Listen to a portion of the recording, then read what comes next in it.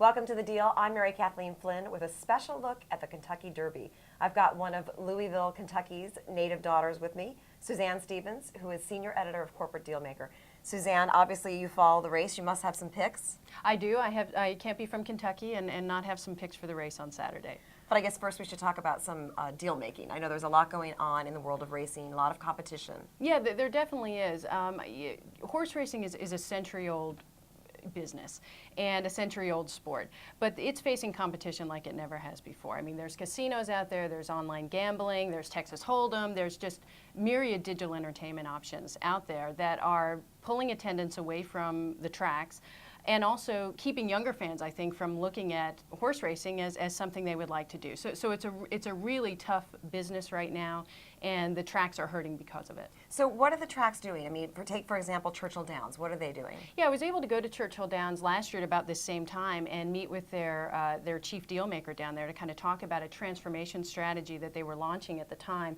And it's a three-pronged strategy that they're using. And one thing that they've done that's kind of interesting is create essentially a technology incubator that's based out on the West Coast, not in Kentucky. They've got some some real techie types in there exploring different technologies to deliver content in interesting ways.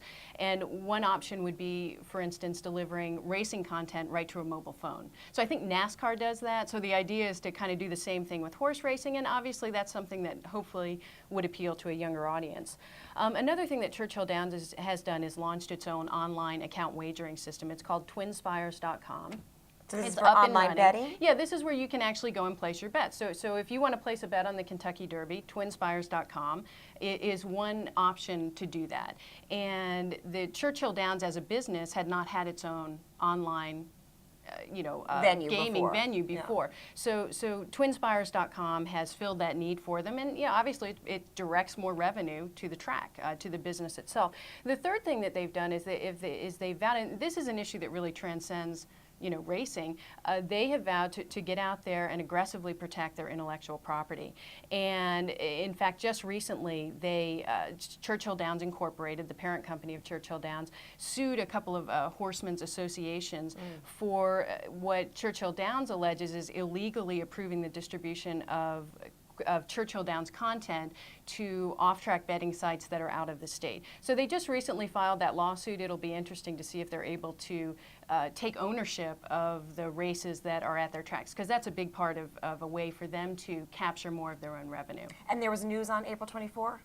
There was something else. There was another kind of interesting Churchill Downs bit of news. Churchill Downs was in a four-horse race, essentially, to take control of the racing franchise that operates Aqueduct, Saratoga, and Belmont Park racetracks here in New York.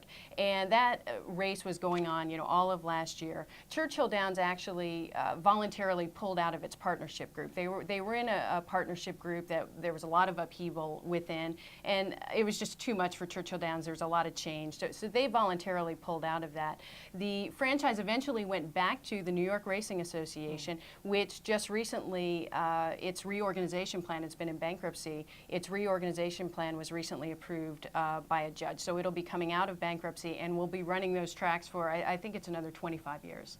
All right, now of course, before we let you go, we want to know, who do you think's going to win? Yeah, the big picks. I have to say this is based on my own intensive 30 minutes of research, but the odds-on favorite right now is a horse called Big Brown, and he's only had 3 career starts, so they're all young horses, but he's a real baby when it comes to racing. But he has really blown away the field in all 3 of his races, so he is out there. The one kind of interesting caveat there is that there's 20 horses in the race, and he's in the 20th post position, and that's not the place you want to be. It's not a huge factor in horse racing, but starting that far out on the end can be a factor, and he's as far out as you can get. But he's not your favorite, right? He's not my favorite. He's not my favorite. So come on, tell us yours. So my money is on a horse called 8 Bells, and she's the only filly in the field.